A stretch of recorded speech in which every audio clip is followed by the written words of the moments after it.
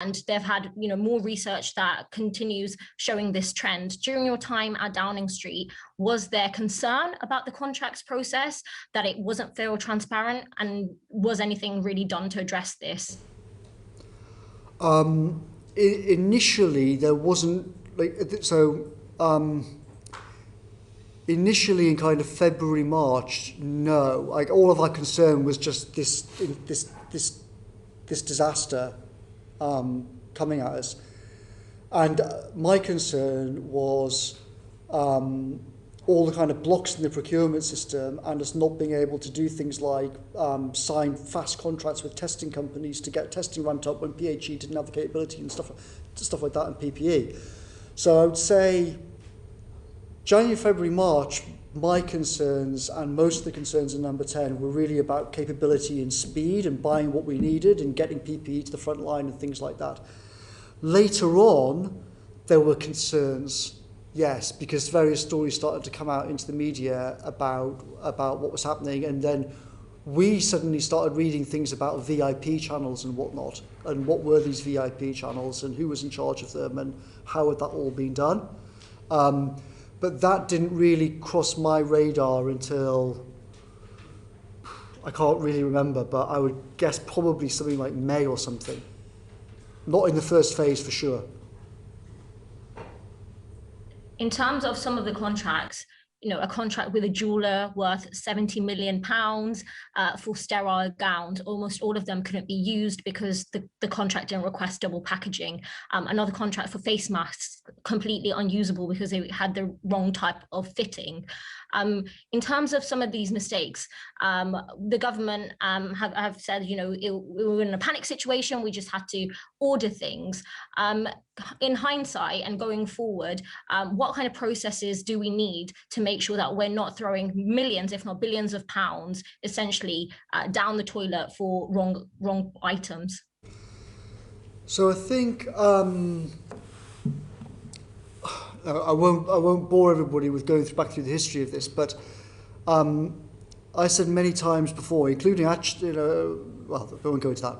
Many times before, that the procurement system is completely unfit for its purposes in Whitehall. Ironically, in January and February, when I should have been paying far more attention to COVID, one of the big issues, all this media stuff about culture wars and whatnot, I had literally zero to do with any of that nonsense. One of the big issues I was dealing with in January and February was this procurement thing, and I was bringing in outside experts. There's a guy at Oxford called, he's got a very, very hard to pronounce name, Ben Fidgeberg, I think you say, to try and address this problem of how do you get a serious procurement system. The problem is that we just didn't have time to sort this out before the crisis hit. The fundamental thing is that there needs to be a legal, proper, emergency, fast-track process. And there needs to have people with the skills to execute that at speed and at scale.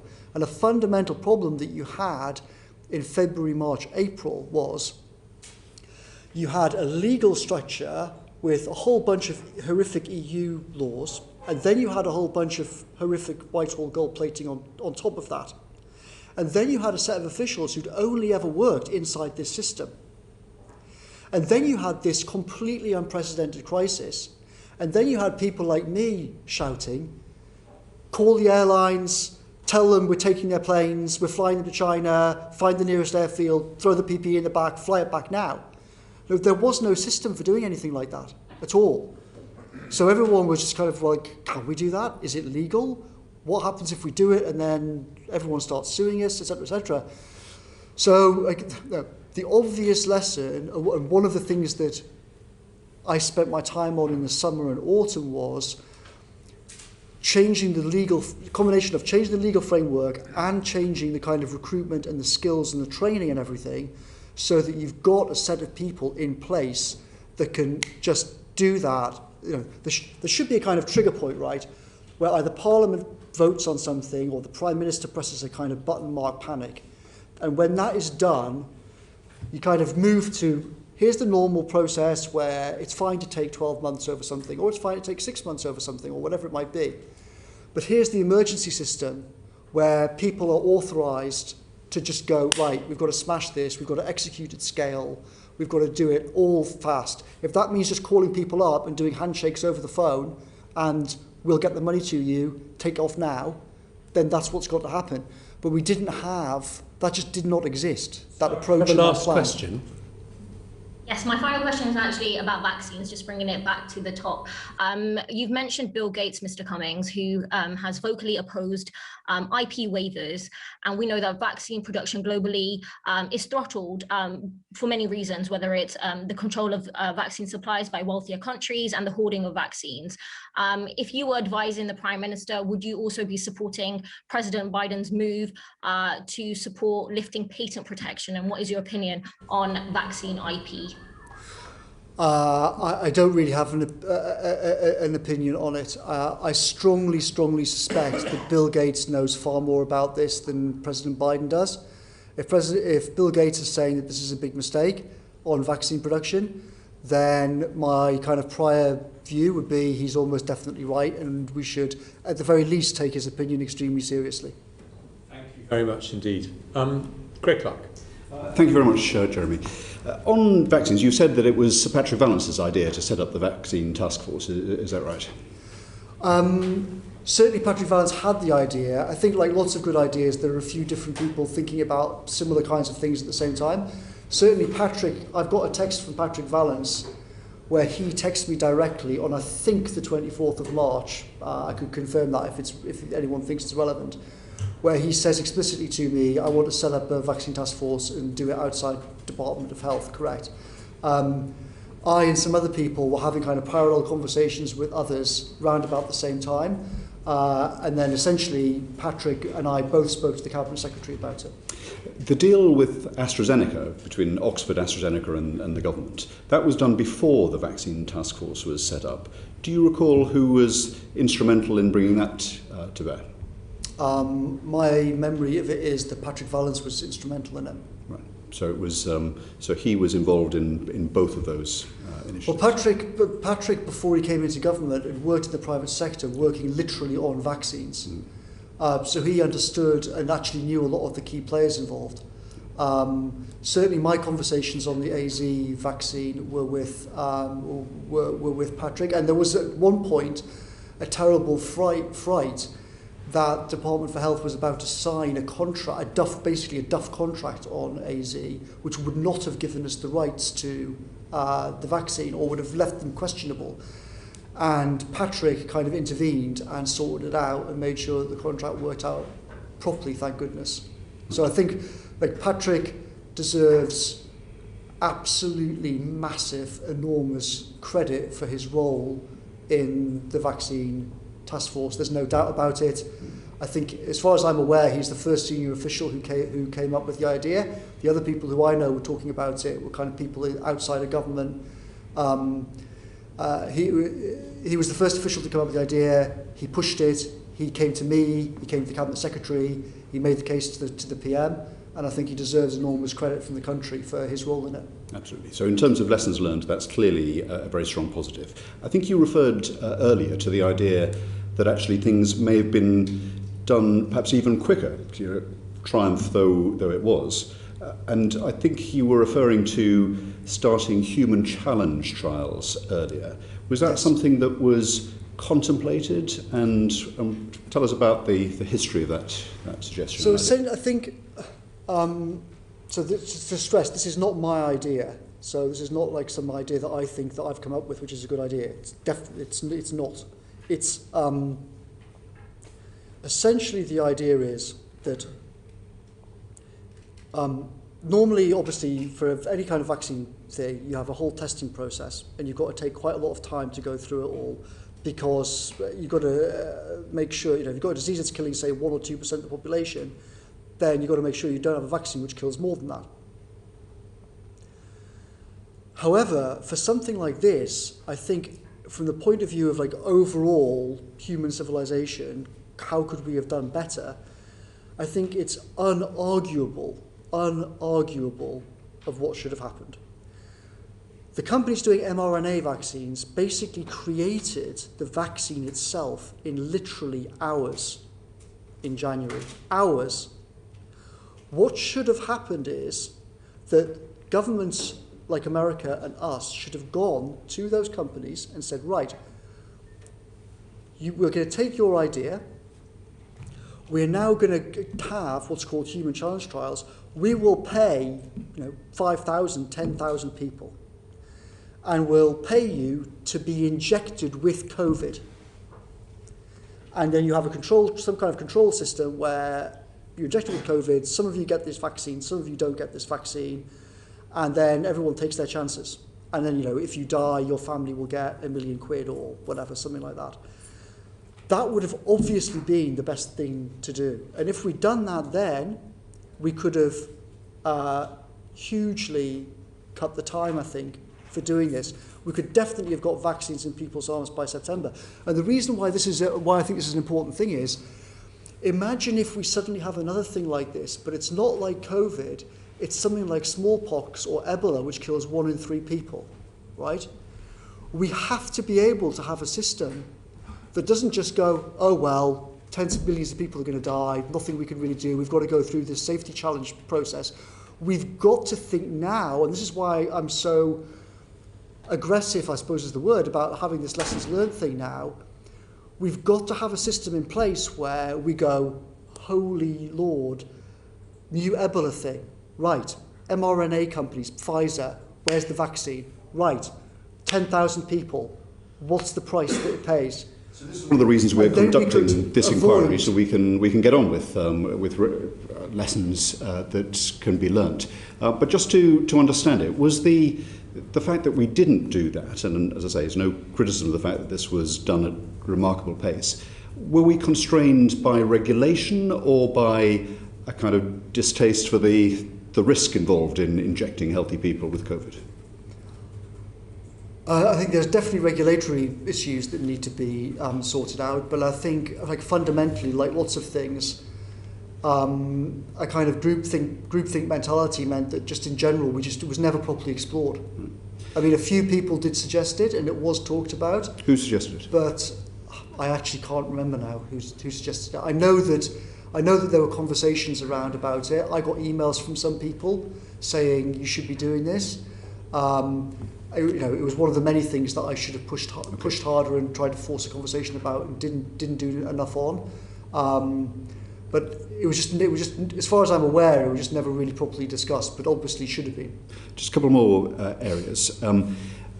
You've raised concerns that the plan for vaccination or the adjustment of vaccines to new variants. I think I sensed from some of your recent tweets that you think that's not as sound as you think it should be. Have I got that right?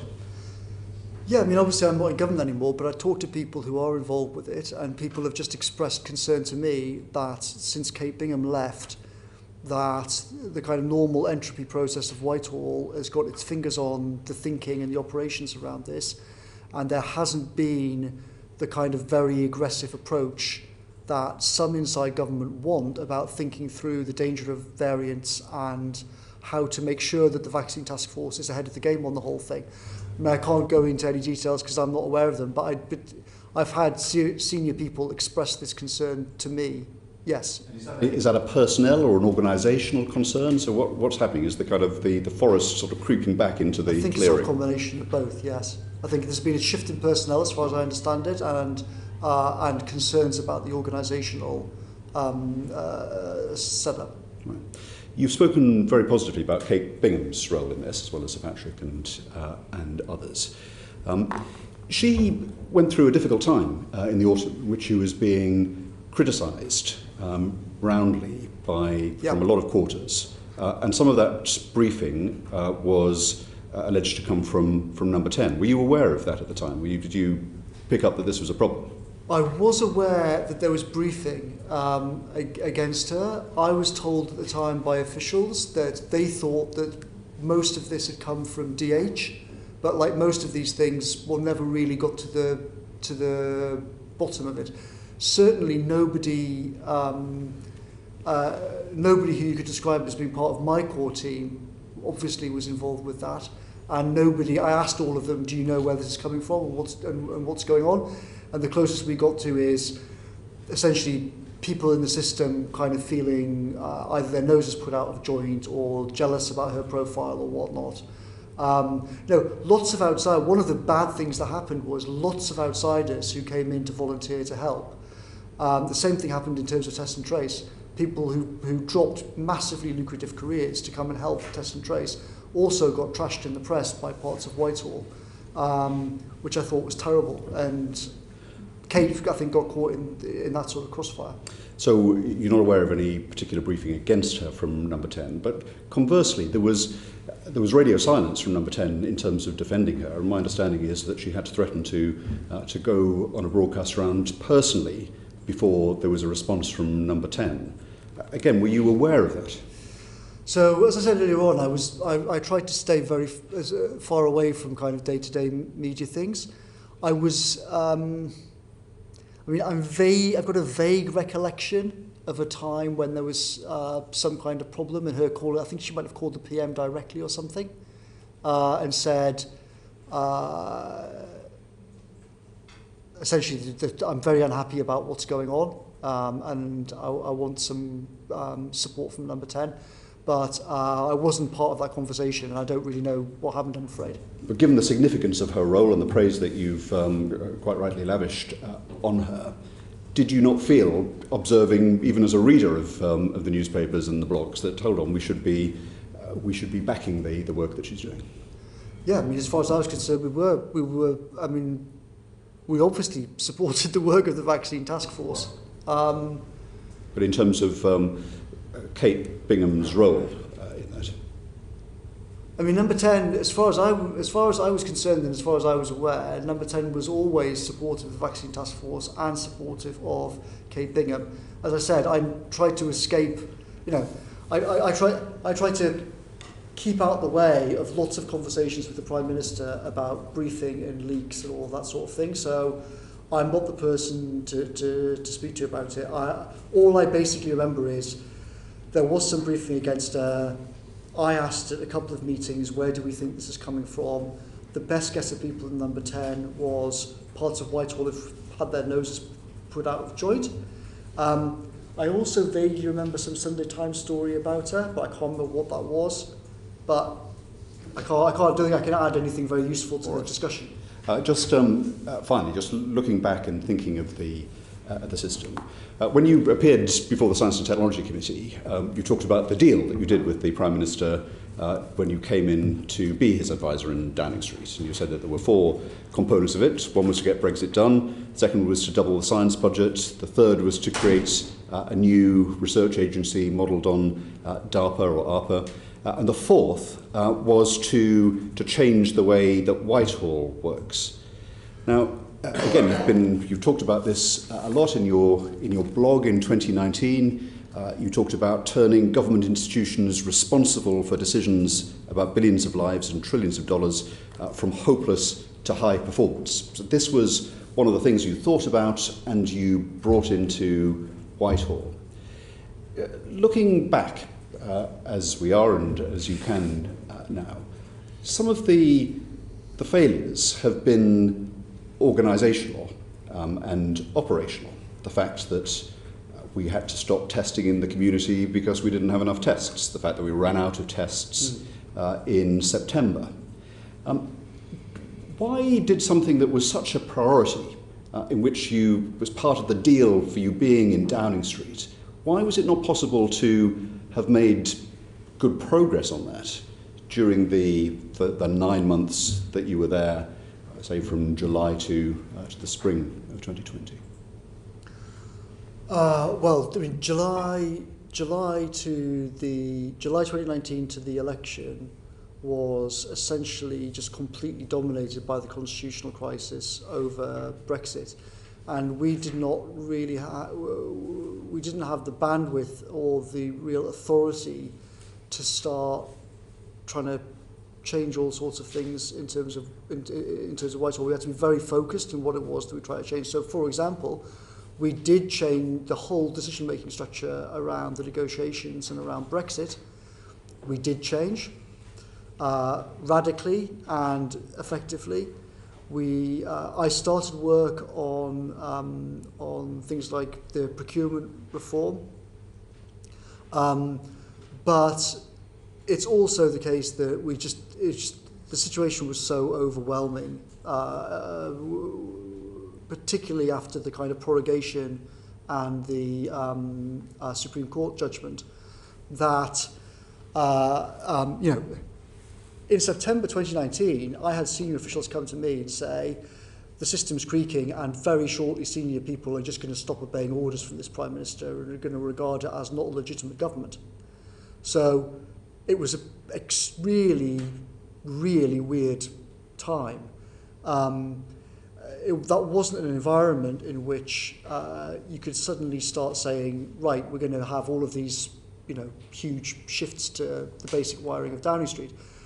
And Whitehall, once we came back in January, I did begin a lot of this process. I talked to the Cabinet Secretary about making various changes with the civil service HR system.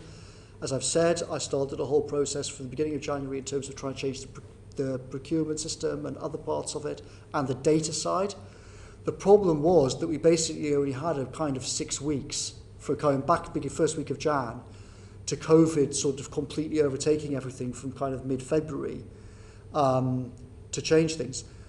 Now, one of the things that did happen, which was relevant to the September decision, was building the what's known as the Analytical Private Office in Number 10, which I think will be a permanent institution and will become a permanent part of how every subsequent Prime Minister works. I think no one in their right mind would possibly get rid of it, and everybody involved with it knows it's been a great success. So I think that shows, if you read the media, you'd think that this was all some huge row between me and all the officials and everyone hating it and everyone screaming at each other. But the truth is, pretty much all the good senior officials completely supported me on that and helped to help me do it. And it was a joint enterprise.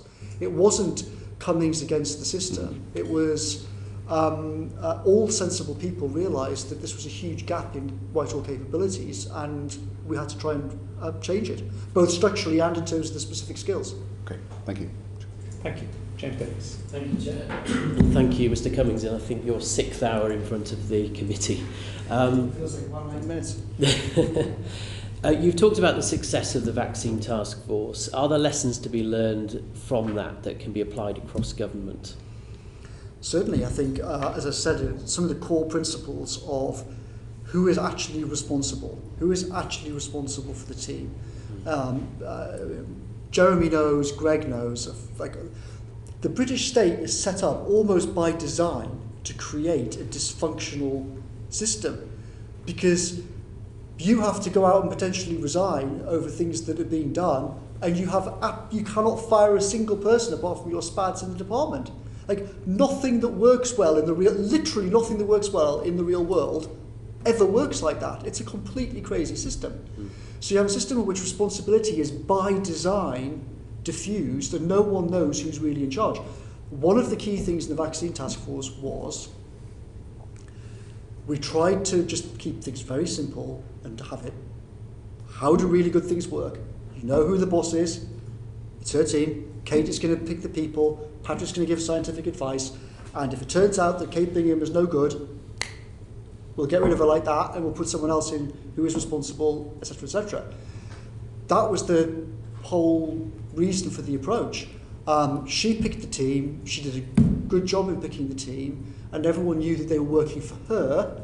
They weren't working for Hancock. They weren't working for the Permanent Secretary in DH. They weren't working for the Cabinet Secretary.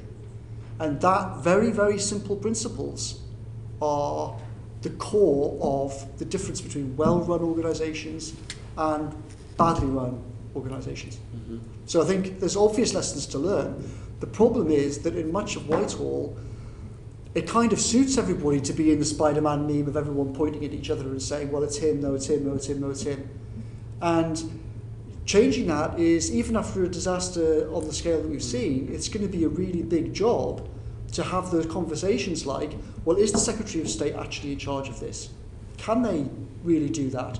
Because the Cabinet Secretary, a lot of people are going to have criticised Mark Sedwell, but Mark Sedwell was perfectly within his rights to say to the Prime Minister, Matt Hancock is the Minister responsible, and he was correct. But we were also correct to say, but so-and-so is in charge of this, and so-and-so is in charge of that, and I can't fire them. Like, fundamentally, the only person who could fire them is the Cabinet Secretary, and the only way that happens is if the Prime Minister tells the Cabinet Secretary to fire them. You know, so the whole thing doesn't work if it's like that. Okay, so moving on to COVID therapeutics, obviously success in that field, but you have said previously that funding bureaucracy held back progress. Yeah. Can you tell us more about that and how those issues were overcome? In February, March, various scientists and entities came to Patrick Vallance and me and basically just said, you know, that there's a standard kind of scientific funding process. It takes a long time to get through, but we were in this wartime situation. Can you basically bulldoze some of the rules out the way? Can you speak to UKRI, etc., etc.? We did do, both Patrick and I talked to UKRI and other parts of the system and said, here's what the blocks are, A, B, C, D, can you try and scupper these and basically create like a fast track process. So if people like Paul Nurse call up and say, we can do blah, you can just go, right, how much 10 million done, how much 20 million done, etc., etc. And I think that was, it certainly wasn't perfect, but it did change quite dramatically, kind of February to April. Okay. And the recovery trial has been respected around the world in its success. What do you put their success down to? I think similar sorts of principles, clear responsibility, some great people in charge. There's a guy called Jeremy Farrar, I think, who played a critical role in it. I mean, part of my job is I know far more about the things that went wrong, if you know what I mean, the things that went right. Like if things seemed to be going right and people were saying that's okay, I had so many other things to deal with that I kind of didn't really go into it. So the recovery trials I don't really know very much about because people just said it seems to be going well. I only got involved with Jeremy Farrar if he called me up and said I've hit the following problem. Otherwise I just kind of let people get on with it. Okay.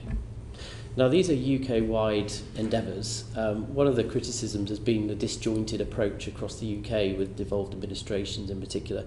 What do you recall of discussions over using public health legislation with respect to, or in comparison to civil contingencies legislation? Again, my memory's pretty hazy, but fundamentally, the Cabinet Secretary said, the Civil Contingencies Act is essentially useless. It was drafted back in the 70s. It's had a few tweaks, but it's completely unfit for its job. If we try and rely on lots of its powers, we face a problem that various people who don't like it will go to the courts and will suddenly be bogged down in judicial reviews at a time when, you know, we haven't got 3 weeks to go to a court, even on a fast-track process.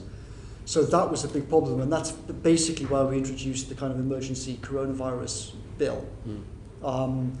Again, one of the reasons I think now for why you guys are right to be having this inquiry is that upgrading the whole Civil Contingencies Act is a critical thing. One very simple example of that is the whole question around enforcement. One constant problem that we had all the way through the spring and summer and into the winter was, well, the police say that their powers are unclear, we can't do this, the courts won't uphold that, blah, blah, blah, and the emergency powers are unclear in various ways. And so we were kind of found ourselves in this situation of people arguing for greater and greater restrictions on certain law-abiding people because they felt that we couldn't actually enforce certain rules against non-law-abiding people, which was a kind of terrible ratchet to get into. So I think that's another thing. I'm afraid I'm not at all kind of knowledgeable about that side of it, but I do think that's an important question. Thank you very much. Thank you. We're going to adjourn now. That concludes the section on the vaccines. We've got one more section to do, which is on the run-up to the November lockdown. And we'll reconvene at 3:05 for that, Okay. just to give people a slightly longer break. So session adjourned, order.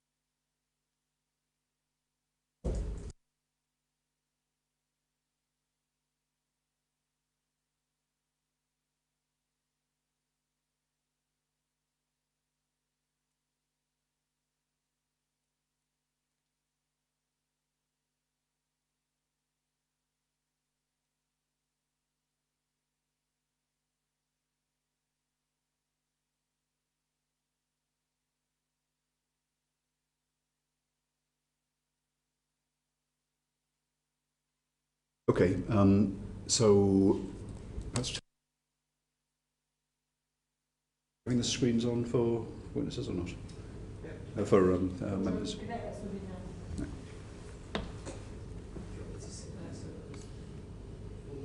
No, it's fine.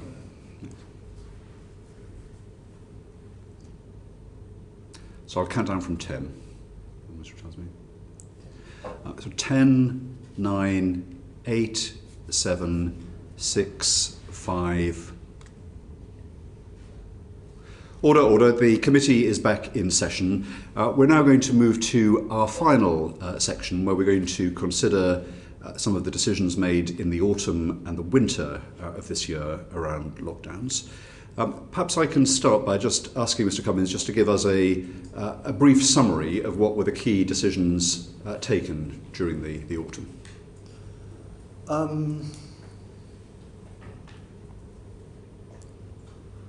Well, I guess the most significant were that mid-September, Sage and Patrick Vallance advised that we take rapid action and do some kind of short, sharp burst because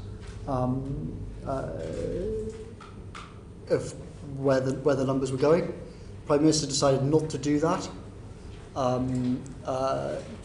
We then went round the houses on that decision and then ended up doing it on the 31st of October. In the meantime, the government kind of careered around all over the shop trying to do these local lockdowns and other things. But in the end, it didn't work. I mean, is it useful if I kind of spell out what the actual meetings were when, so that you can... I think that would be helpful, and then Jeremy Hunt is going to... Essentially what happened is, in the week of the... around about the 15th of September, I think, is it the 18th, this is the Friday? I think so. Essentially, so Patrick Vallance and Chris Whitty came to number 10 and they said, we and Sage think that we need to consider a kind of 2-week or possibly longer lockdown. Bear in mind that back in the summer, when we were discussing the whole kind of reopening plan, I asked Chris Whitty, what do you think the chances are that we'll have R over 1 again by September and back to problems? He said, I think that if before the schools go back, probably R will be below 1, but it's over 50% likely that R will be over 1 if you bring the schools back in September. Many of us had said in the summer to the Prime Minister, do not tell everyone, get back to work. Don't do this whole everyone go back to work thing and COVID's over and whatnot. But at that point, his main concern was about the economy. So over July, August, obviously, the whole impetus of the government was to try and pretend that we could get back to normal. So 17th, Patrick and Chris come to number 10 and say we should lock down. I say to the Prime Minister, quote, the lesson of the first wave was earlier the better when dealing with exponentials like this, unquote. Then on the Friday, there was a long discussion of it with the PM, and essentially at the end of that, he decided we're not going to do anything. So I said, listen, we all lived through the March horror, and I've got a dreadful feeling about this, that we're making the same mistake. I said, before you make a final decision on this, I want to do something that sounds a bit weird. I want to have another meeting on Monday where what we do is we imagine the meeting is the end of October, and we'll have all the documents presented to you So I'm talking about kind of Monday the 21st, I think it is. So the meeting itself will be on Monday the 21st of September, but we will set the whole thing in the future at the end of October. And we will look at the data with what is our best guess that this is what the situation is going to be like at the end of October, and talk through all of that. Because if you're going to look at that then and then decide to lock down, we should do it now. That's the whole lesson of March. Cabinet Secretary says, I completely agree, that's a very good idea, we'll get the data team on it, etc., etc. So the data team, which in February, March didn't really exist, it was Ben Warner. By now, there was a really, really good team of a sort of mix of officials and SPADs in number 10. They crunched all of these numbers with Sage data and other stuff over that weekend. Then on the Sunday evening, there was a meeting with a combination of Sage scientists and some external people. By this point, unfortunately, the Prime Minister was listening to various people who were saying things like, there's already herd immunity in the population, there won't be any second wave, etc., etc. So we had this meeting in the Cabinet room Sunday evening. Patrick and Chris gave their view. A guy called Hennigan and a woman from Oxford called Professor Gupta, I think it was, gave the kind of don't lock down view. John Edmonds said, who was on Sage, surely we're going to learn the lessons of March. Here's what the data is going to be. You are not going to, the only logic of not doing a lockdown then will be that you're not going to do it at all. There's no way that you're going to make that decision. Just do it now, otherwise it's all going to be worse. Prime Minister said, I'm not persuaded of that. We then had the meeting where, the kind of hypothetical meeting in the future, and there was a brilliant young woman called Catherine Cutts, who we brought in from outside Whitehall, who kind of presented all of this data. So we set it all out to the Prime Minister. Here's the stuff. So remember, there's a huge contrast at this point to what I was describing in March. In March, no testing data, no proper data system, me scribbling things on a whiteboard with an iPhone. By now, you've got a completely professional team really on it. They've got all the testing data, they've got all the NHS data, it's all really clear. They set it all out. And it's just, from some of our point of view, just completely obvious that in this hypothetical point, 5-6 weeks hence, when we're looking at that, we are now days from the point at which you've got no further, you're going to have to act now, or you've crossed the tripwire whereby the NHS is going to get smashed again. That's what all the data is showing us. And the Prime Minister wasn't persuaded about this. I said to him, the whole lesson of what happened before is that by delaying, the lockdown came later, it had to be more severe, it had to last longer. The economic disruption is even worse anyway, and will have killed God knows how many thousand people in the meantime who've caught COVID, who wouldn't have caught it if we act now. Surely we've got to learn the lessons from the past. And Prime Minister decided no and said, basically, just going to hit and hope. Let's pause at that point and we'll go into some detail. I'm going to start with Carol Monaghan before I go to Jeremy Hunt. Carol. Thank you, Chair. Mr Cummings, you'd said earlier in your evidence today that you should have been hitting the panic button back in February, March time. So we're now talking September, we've learned lots of lessons. As you say, we've got a handle on things. Yeah. Were you hitting the panic button in September? Yes. And was the Prime Minister aware of how seriously you were taking things at that point? Yes, at that point there was no... So, as I explained before, in February, March, I was very frightened, is the only way to describe it, about hitting the panic button, because I was worried, what if I'm wrong and the people telling me that the official plan is wrong are wrong? And the data was completely hopeless, etc. By this time, it was a completely different situation. basically all credible, serious people, in my opinion, were saying essentially the same thing. So I was very, very clear with him about it. And so you were pressing for a circuit breaker lockdown Yes. in September. So if the Prime Minister wasn't persuaded, in your words, of the importance of this, whose advice was he taking? He wasn't taking any advice. He was just making his own decision that he was going to ignore the advice. So did his cabinet agree with his decisions? Cabinet wasn't involved or asked. Did you hear anything from cabinet members about these decisions? There were sort of different views. I've been very critical of Matt Hancock, but I think Hancock agreed with me actually in September about acting then. Okay, and But there wasn't any formal cabinet meeting to discuss it, or if it was a purely Potemkin exercise. It wasn't a kind of real discussion that actually affected so it. all of these decisions were entirely the Prime Minister's? On the September lockdown, correct.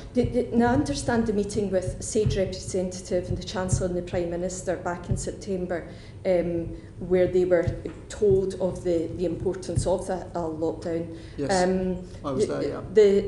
You were there as well? Mm-hmm. Okay. What was the Chancellor's view on this? The Chancellor's view was the Department for Health, who want to do this, have no plan.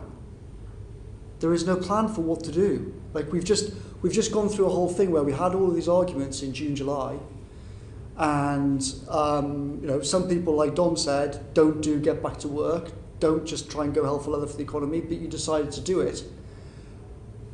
And now the Department of Health is suddenly hitting the panic button again and saying, well, we've got to stop for 2 weeks. And then what? Then are we going to tell everyone to go back to work again? And then what? Then 2 weeks later say the opposite? Like, there is no plan. There is no coherence to anything. So knowing that the Department for Health was chaotic in its approach here, was the economic arguments, were they outweighing everything else at this point? For the Prime Minister, yes. And there was talk, and certainly the Scottish Government were pushing hard following that SAGE advice for an extension of the furlough scheme. Why was that not discussed more seriously at that point? Because it was only eventually extended at the very last minute. I can't remember all the kind of time details on timing with that, I'm afraid, but I know all the way along, Rishi and his team took the whole issue about 30. Remember, they came up with the idea. It wasn't us in Number 10. They came up with the idea to do it, and once the Prime Minister said at each stage, I'm going to do X and I've made a decision, the Chancellor always extremely competently and extremely ably and effectively kind of rode in and said, right, here's the economic package to go along with it, and he made it happen. Do you think if a different Prime Minister had been in Number 10, things would have been managed in a different way? Undoubtedly, yes. So his predecessors? You mean, what do I think each of his predecessors would have done in that situation? If it had been David Cameron, Theresa May. I mean, it's all a bit hypothetical. God only knows what each of them would do. But I would say, if you took anybody at random from the kind of top 1% competent people in this country and presented them with the situation, they would have behaved differently to how the Prime Minister behaved.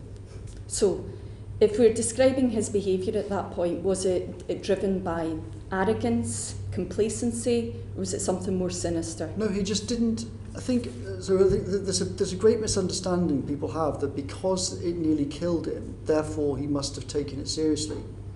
But in fact, after the first lockdown, his view was he was cross with me and for others into what he regarded as basically pushing him into the first lockdown. His argument after that happened was, literally, quote, I should have been the mayor of Jaws and kept the beaches open. That's what he said on many, many occasions. So he didn't think in July or September, thank goodness we were pushed, thank goodness we did the first lockdown, it was obviously the right thing to do, etc., etc. His argument then was, we shouldn't have done the first lockdown, and I'm not going to make the same mistake again. So that does sound like arrogance. I don't know if arrogance is the right thing. It's just he as I said in the earlier session, The Prime Minister took the view in January, February that economic harm caused by action against COVID was going to be more damaging to the country than COVID. And we could not persuade him that if you basically took the view of let it rip and not worry about COVID, you would get not just all the health disasters, but you would also then get a huge economic disaster, because if people are faced with not having any health system, which is what they were faced with in March if we'd gone down plan A, or what we would have been faced with if we hadn't finally put the brakes on in October, then people are going to lock themselves down out of terror. And we can never persuade him of this argument. He also essentially thought that he'd been gamed on the numbers in the first lockdown. And he thought the NHS would somehow have got through all the stuff about the NHS. Was he not concerned about the number of people that die? I mean, did you hear him say, let the bodies pile high in their thousands, or it's only killing 80-year-olds? There's been a few different versions of these stories knocking around. There was a version of it in the Sunday Times, which was not accurate, but the version that the BBC reported was accurate. And you heard that? I heard that in the Prime Minister's study. Okay, and next question. That was not then, that was not in September though.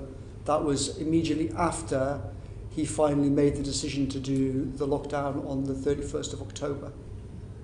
Okay, next question.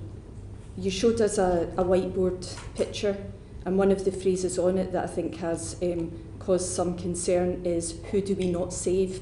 What was the answer to that? Well, that was asking the obvious question at that point. You know, at that point it was too late to stop disaster on the 13th of March, was my view, and the people who I thought, you know, had figured this out best view. So the comment on there was essentially like, we're already partly over the cliff. Like, who is not going to be saved in this situation? Like, have we figured that out? Who's most vulnerable, etc., etc., etc. What was the final straw that has prompted you to come and give evidence such as you are today? Because some would say for a government or Prime Minister advisor that discretion is important, but you've disclosed everything today. So what has prompted that? I think a couple of things. I think the scale of the disaster is so big that people can't wait. People need to understand how the government failed them when they needed it. People need to understand that now. Who knows what other kind of problems might come along in the next few years that could easily have exactly the same consequences, because, you know, critical as I've been of the Prime Minister, in no way, shape or form can you say this is just his fault. If you just shuffled him around, or a couple of ministers, or Hancock, everything would suddenly work. It wouldn't. These failings are programmed by the wiring of the system. And if you have something this bad, and you've got tens and tens of thousands of people died who didn't need to die, and massive economic destruction, the way that we've had it, that didn't need to happen, if we'd sorted things out earlier, everyone in this country needs to face the reality of this. And secondly, it's become clear over the last couple of months that, contrary to when I spoke to the Prime Minister about it last year, in the summer, he has clearly changed his mind and is now desperate not to face up to this and not to learn the lessons. I think because of the disaster in the autumn. So, talking about not learning the lessons, can I ask you just some quick yes-no answers, and then I'll be done, Chair. So I appreciate that you did leave in November, but were you surprised by the government delays in putting India on the red list? No, not surprised at all. It's completely in character with number 10. And are you surprised by the confusion on the current travel arrangements with green, amber and red countries? I'm afraid it's déjà vu all over again. Who is now advising the Prime Minister? Don't know. And are you surprised that people are being encouraged to travel this year? I'm not on top of it enough to have a kind of a sensible view, I'm afraid, in terms of whether or not people should be travelling. I haven't followed and it or last year? People. Well, I think lots of things that we did last summer, as I said, I think were, I said at the time, I thought were big mistakes. lots of people said to the Prime Minister last year, do not listen to the media or screaming at you about get back to work, physically go back to work, because as soon as you get to September, you're going to be screaming back at everyone again, work from home again. And everyone's going to think that you've lost the plot and the government's lost the plot, and they'll be right. But that was one of the many arguments that I lost on this whole thing. Thank you very much, Mr. Cummings. Thank you, Chair. Thank you, Carol. I can't remember whether you said, were you opposed to Eat Out to Help Out? I was opposed to the general strategy that the Prime Minister set out.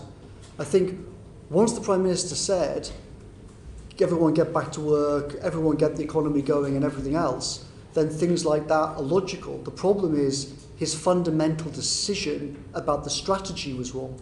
But in the particular, did you advise against it? Did you advise anyone against it? I can't really remember conversations, to be honest, about Eat Out to Help Out specifically. It's quite a big initiative, wasn't it?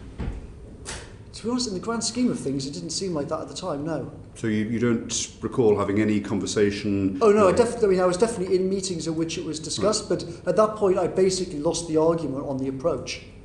So because the strategy was not the one you wanted, you didn't raise any objection to actions that were consistent with the strategy? Specifically on Eat Out to Help Out, I don't remember, to be honest, exactly what the conversations were that I had on it. Before that happened, that was a consequence of a strategic decision made by the Prime Minister, which was, we've killed the economy, we've got to get the economy back, COVID's in the past, there won't be a second wave, get everything open. Sure. Me, the Director of Communications, the Cabinet Secretary, other people said, hang on a second, what about all the following objections to this plan? We lost that argument, the Prime Minister made a decision. Once that happens, then lots of other things naturally flow, like, for example, students coming back in September, and, and all that sort of thing, which clearly, if you're taking a different view of it, you would never have done. Okay, so you didn't oppose the Eat Out to Help Out because it was consistent with the strategy? I wouldn't say that. I honestly can't even remember what I said about Eat Out to Help Out. I didn't pay huge attention to Eat Out to Help Out. Okay, Jeremy Hunt. Thank you. Now, you've been very clear that the Prime Minister rejected the idea of a circuit breaker towards the end of September. Of course, what he would say is that they did have that circuit breaker in Wales, but they still had to go into the November lockdown. So many people say that it was actually inevitable anyway. The seeds had already been sown by that stage. I just want to go through some of the things that could also have contributed to the need for a second lockdown. Now, you don't recall opposing Eat Out to Help Out, which is something that a lot of people have talked about. I think you just said then, but just correct me if I'm wrong, you didn't oppose students going back to university at the beginning of September, is that right? Yes, I advised against that. You did advise against that? Yes. You did, okay. What about... I didn't say that I was opposed or pro Eat Out to Help Out. I just thought it was part of a plan which on a grander scheme was wrong. And I don't remember if I even gave a view specifically on Eat Out to Help Out. But you did, for example, advise against telling people to go back to work. Yes. You thought that was wrong. Yes. But it's just that, and you did advise against students going back in September. Yes. You did. And not sure about Eat Out to Help Out. Can I ask you about the high numbers of infections that were circulating on NHS hospital wards? So NHS data now says that about 8,700 people died having picked up infections inside hospitals, and we were obviously very sorry to hear about your uncle earlier on. Did you advise that we needed to bring forward the weekly testing of NHS staff, which wasn't actually introduced until November? Yes. And there were many meetings on testing of NHS staff. One of the things that I spent a huge amount of time on was trying to get these LAMP and lateral flow tests going, so that NHS staff could basically have like a test a day for everybody in the NHS if they wanted to. It was clear that was technically possible, it was organisationally possible, and it should be done. And I did all I could to try and accelerate that. And who resisted that happening? Because it took a long time. I mean, we did care homes in July. That was actually, I think it didn't actually get operational until September, but it was promised in July. But it wasn't even promised for the NHS until November. I think just in general on LAMP and lateral flow, there was just this same kind of incredibly conservative attitude and a kind of, well, if we just do PCR, everyone knows where they are and no one's going to criticise us. As soon as you do something new inside the civil service, you know, if it works, no one gets any credit, and if it doesn't work, you get the blame. So there's just this huge kind of reverse ratchet all the time against this. It took huge effort from Number 10 to try and push this through, and that's after we had the Prime Minister supportive, the Cabinet Secretary supportive, the Hancock and personally supportive, and we had a whole bunch of great people involved. I mean, to give you an example of how hard this was, after I spoke myself to some of the scientists involved with getting the mass testing going, and they described all of the problems, and I spoke to the team in the test and trace, I sat down in the cabinet room with the cabinet secretary and the head of commercial and the head of HR for the civil service and another whole bunch of literally the top officials. And the cabinet secretary and I said to all of them, this is a war. This is a wartime measure. This could make all the difference between how this country survives, hundreds of billions of pounds between now and the vaccines hopefully coming on stream in Q1 next year. Any rules, forget. Procurement things, throw them away. HR rules in particular, throw them away, because there was huge problems with recruiting the team. So you can't really have much more than the PM's main advisor and the Cabinet Secretary all saying that. 2 weeks later, all the people just came back to us and said nothing's changed. We had to do the whole thing again, and the Cabinet Secretary had to threaten people with being fired. So there was a whole huge just general resistance to this thing because it seemed so new and risky, and you've got these PCR tests where the accuracy rate is very, very high, and then a lot of people couldn't get their head around the stats of the mass tests. But the thing that's puzzling about weekly testing of NHS staff is that there were repeated calls in this place from lots and lots of different people to get on with it from the start of the summer on. Yep. And it wasn't even announced as a plan until November. So it wasn't like anyone said, we want to do weekly testing of NHS staff. It was actually not announced until November, and then the promise was to try and get it done by, I think, the first week of December.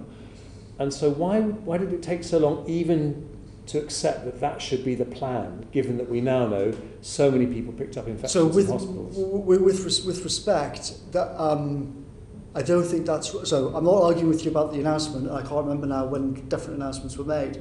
But I was having meetings in April about testing NHS staff on as fast a basis as possible. I had meetings in July about getting the mass tests out. And I had literally meetings almost every day of my government career from the 1st of September till the day I left on mass testing and this subject. So so you wanted to do it. That's the point. It just wasn't announced as an objective. That's Number 10 was pushing it. The team in the test and trace team that we built was pushing for it. That was definitely one of our core goals. Yes. Okay. And then just last one from me on this section. You said earlier that you should have resigned probably in the spring and definitely in September. You did actually end up resigning at the end of the year. Can you understand how to some people it looks like you resigned after losing a power struggle in Number 10, but you didn't resign over issues that cost thousands of lives, and how that makes people angry? Well, I mean, there's so many crazy stories about what happened in Number 10 that are mostly untrue. So all I'd say to people is don't believe what you read in the newspapers about things like that. I think that... so your resignation had nothing to do with Lee Kay not being appointed to the position you wanted, things like that? So my resignation was definitely connected to the fact that the Prime Minister's girlfriend was trying to change a whole bunch of different appointments in Number 10 and appoint her friends to particular jobs. In particular, she was trying to overturn the outcome of an official process about hiring a particular job in a way which was not only completely unethical, but was also clearly illegal. I thought the whole process about how the Prime Minister was behaving at that point was appalling, and all of that was definitely part of why I went. However, this had all been, as I said to you, I had this conversation with him the night before my operation back in July. It was clear in July that our relations were very far from where they had been, and they took another terrible dive after the second lockdown in October, because the Prime Minister knew that I blamed him for the whole situation, and I did. And by the 31st of October, our relations were essentially already finished. The fact that his girlfriend also wanted rid of me was, relevant, but not the heart of the problem. The heart of the problem was, fundamentally, I regarded him as unfit for the job, and I was trying to create a structure around him to try and stop what I thought were extremely bad decisions and push other things through against his wishes. And he had the view that he was Prime Minister and I should just be doing as he wanted me to, and that's obviously not sustainable for very long. And I only stayed because I was desperate to try and push through action to stop as many people dying as I could do. Once the second lockdown had happened, it was on the 31st, then it was obvious that I was going to be gone within days. And remember, I'd already said that I was going to go by the Friday the 18th of December in July, so it was not really anything. The thing that I got wrong, and the thing that I terribly regret now, is on the Tuesday the 22nd, after we'd done that theoretical meeting, set in the future 5-6 weeks, which I'd organised, and he saw all the data and he said that. At that point, I was already going in kind of 12 weeks anyway. What I ought to have done is said to him then, I'm resigning in 48 hours. We can do this one way, or we can do this the other way. If you announce that you're going to have a lockdown and take serious action now, I will leave, go quietly, we're all friends. If you don't, I'll call a press conference and say, the Prime Minister's making a terrible decision that's going to kill thousands of people. And I should have gambled on holding a gun to his head, essentially. And who knows if that would have worked or not, but fundamentally, it was kind of all upside, given that my role there was basically done at that point. So I apologise for not trying that. I should have done. I was dissuaded from it because people basically thought, well, maybe you can help reverse this decision over coming weeks. It's a constant problem. You stay because you think maybe you can change things. But in retrospect now, seeing how things played out, it's lots of things are quite difficult to figure out hypothetically, but there's no doubt in my mind now that I made a mistake and that I should have gambled in that week. Thank you, Jeremy. Paul Bristow. Thank you, Chair. Mr. Cummings, I've listened carefully to your advice or your testimony around decision-making in September, but Sage's advice on the 21st of September had a short list of options, only one of which was a circuit breaker lockdown. Is it any wonder that the Prime Minister sought alternatives to lockdown, given the weakness of that advice? Well, I think you can't really take the thing from, as we can see from March, often what's written down in Sage papers is not really very close to the conversations that are in the room. So with respect, I would say that your picture of what was presented to the Prime Minister is not accurate. Patrick Vallance was very, very clear. Chris Whitty was very clear. The data was extremely clear that unless you act, thousands of people are going to die. So, sorry, Mr. Cummings, it says here in its September advice, Sage said a more effective response now may reduce the length of time for which some measures are required. May isn't will, is it? The word may does not mean the same as the word will, no, but that's not what the conversation was in number 10. Okay, all right. In your testimony and on social media, you talk about enabled few, many of whom, to quote you, are now gone or leaving or planning to leave, and the rest who are all disastrously wrong or useless and get the promotions. There doesn't seem to be any in between. Your world only really sees heroes and villains. Is it really that black and white? No, of course not. But it is a basic problem inside the system that lots of very able people get weeded out from top jobs, and that lots of people who are not fit for them get promoted. That's a core problem in political parties and in the civil service. Well, do you accept that there are some people who may be brilliant, but who are also difficult and flawed, and in the end are impossible to satisfy? I didn't hear that very well. So there are some people who... do you accept that some people who may be brilliant, but are also difficult and flawed, and in the end are impossible to satisfy? Of course, but I mean, but if you're trying to get a team at the top of government to deal with crises, you have to try and get the best talent that this country has to offer, and you're going to and different kinds of talent. You need people who can think through very hard problems in a quantitative way. You need people who can make decisions effectively, and you need people who can build things operationally at scale. And you need teams that can kind of bring these skills together and integrate them. And we didn't have that. I'm not suggesting, by the way, just so that we're completely clear, I am not putting myself in the category of good people who should be promoted at all. Quite the opposite. I regarded my own position there as like a weird quirk of history. And my goal in January was to try and recruit a whole bunch of people who were much smarter than me and much better able than me to deal with government problems, so that I could make myself redundant, which I said publicly, which I believed. Okay, just one final question. I just want to return to your earlier comment about not being focused on coronavirus until a relatively late stage.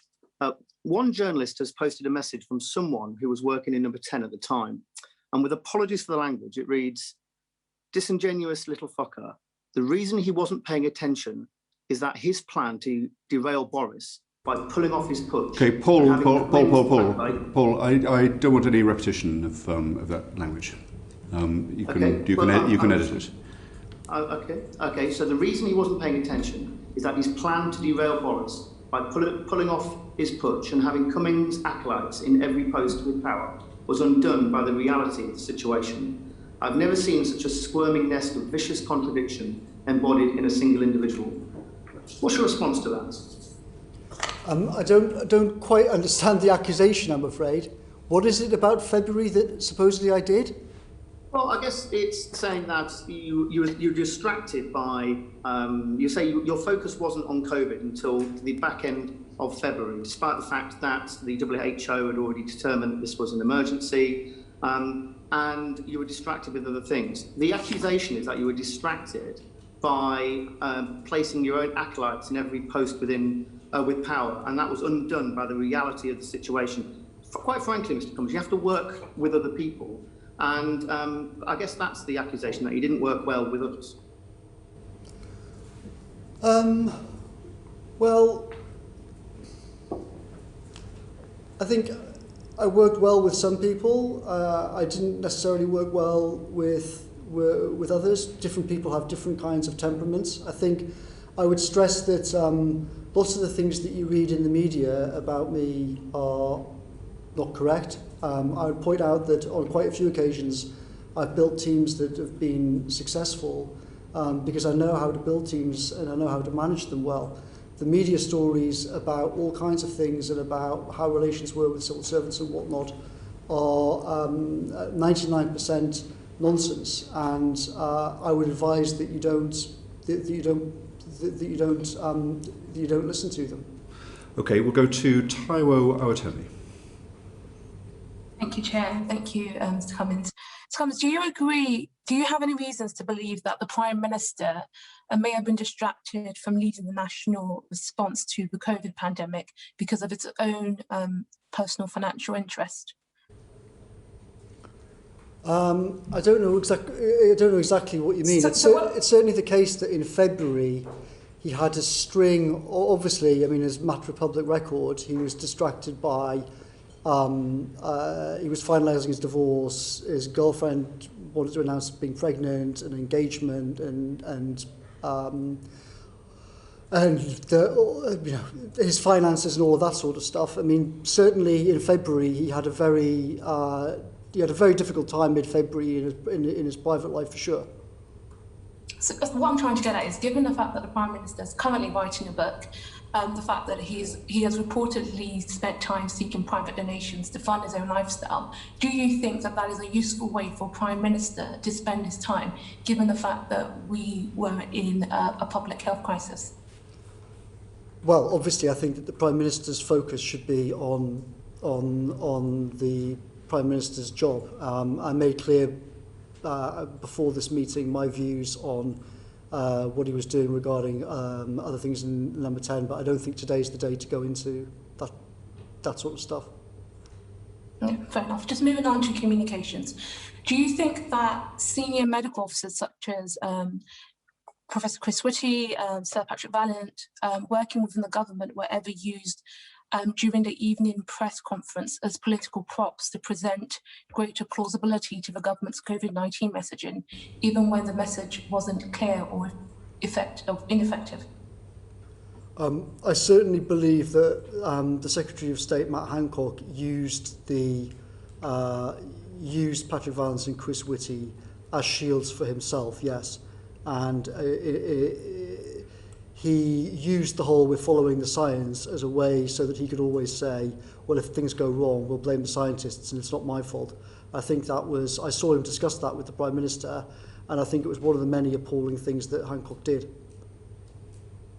And do you think that that was an acceptable way to use the time of senior medical officers, given the fact that we were in a public health crisis? I think it was certainly a reasonable use of their time.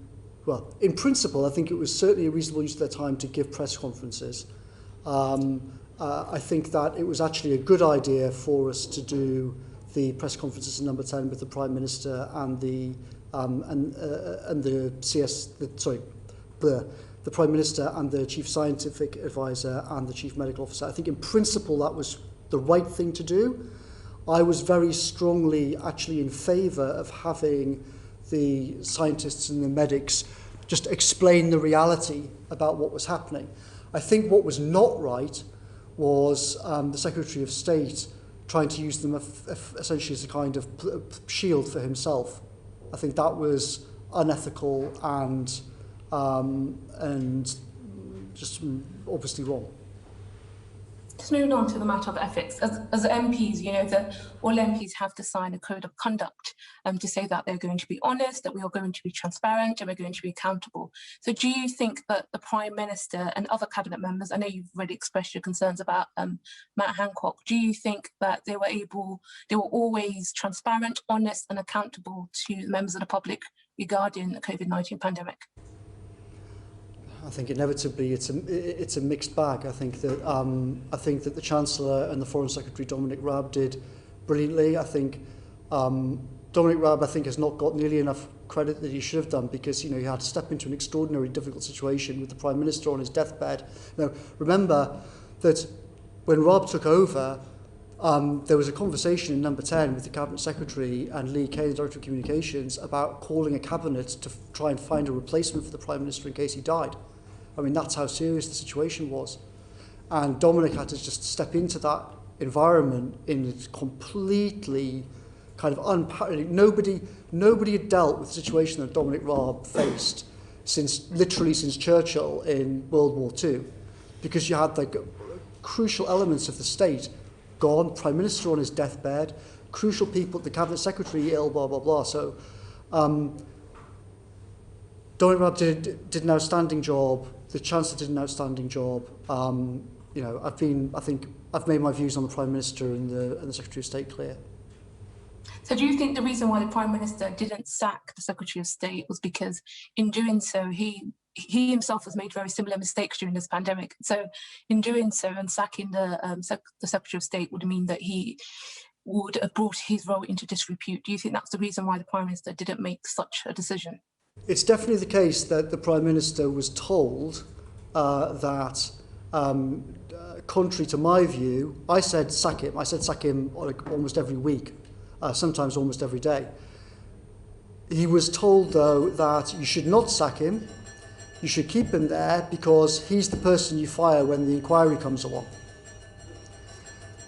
I thought, my counter-argument to that was, if you leave him there, we're going to have another set of disasters in the autumn. And that's the critical thing. Forget the inquiry. The inquiry, God knows when that'll bloody happen. We've got to get rid of this guy now, because every single week things are going disastrously wrong. Like, just the whole focus of how to deal with the politics of the inquiry is mental. So let's just move on to autumn and how the tiering system was introduced. I know you said earlier that the tiering system. Sorry, I didn't hear that. I didn't hear what you said there. How the what was it? Can you hear me?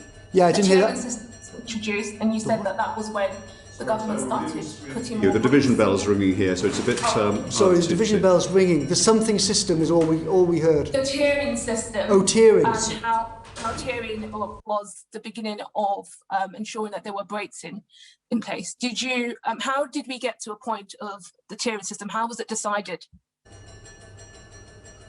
Goodness, I mean. Were you involved in deciding the tiering system, and did you agree when it was proposed? I was certainly involved with it. In principle, it made sense to have some kind of regional system. If you look at the experience of East Asia, if you have an outbreak in parts of Korea, they don't shut the whole of Korea down, right? They have targeted specific local action to try and hit hotspots. And what I wanted to do was try and get us as close as possible to that kind of a system. Similarly in Britain, in an ideal world, if you have an outbreak in Cornwall, we didn't want to have to be shutting down the north of Scotland, right? You wanted to be able to kind of have a more nuanced approach. In March, we didn't have any testing, we didn't have any proper information, we didn't know anything, so we were completely snookered, and we just had to do a national lockdown. But the whole point of the shift to Plan B, building testing, etc., was we can then move to the East Asian approach, where then you can have the testing data gives you testing, sewage data, all of that can come together, so you can go fast, hotspot, Cornwall, shut down there, that town, that area, whatever. But, Scotland, carry on. That was the conceptual idea that we had for how to do it. Now, in practice, the way that it was actually worked out and the way that it was actually implemented was, full of holes and extremely problematic, to say the least, in practice. But I think the basic concept has to be right. Okay, and what were the holes? Do you think the government acted quick enough to implement the restrictions? And what were the holes in the tiering system? Restrictions? In September. What were the holes? You talked about having holes in the tiering system and the restriction. What were they? Oh, well, I mean, it was just, it was put together chaotically, and there were all sorts of problems. Are we doing it by town? Are we doing it by region? If you draw a line there, then will you just get people driving 30 miles to go to a pub across the line? Like lots of things, it was the victim of having to be kind of cobbled together when under time pressure to do things rather than having been thought out earlier on. And also, there's kind of sort of second order and kind of reverberation effects of, because we couldn't get enforcement sorted out properly in various ways, then we couldn't do the kind of very specific hyper-local approach that places like Korea did. Therefore, you have to do them bigger. Therefore, you annoy more people. Therefore, more people drive out of the area, etc., etc. So the whole thing, we just didn't get into the... we basically created it ad hoc because the Prime Minister wouldn't do the kind of let's try and smash it now and get...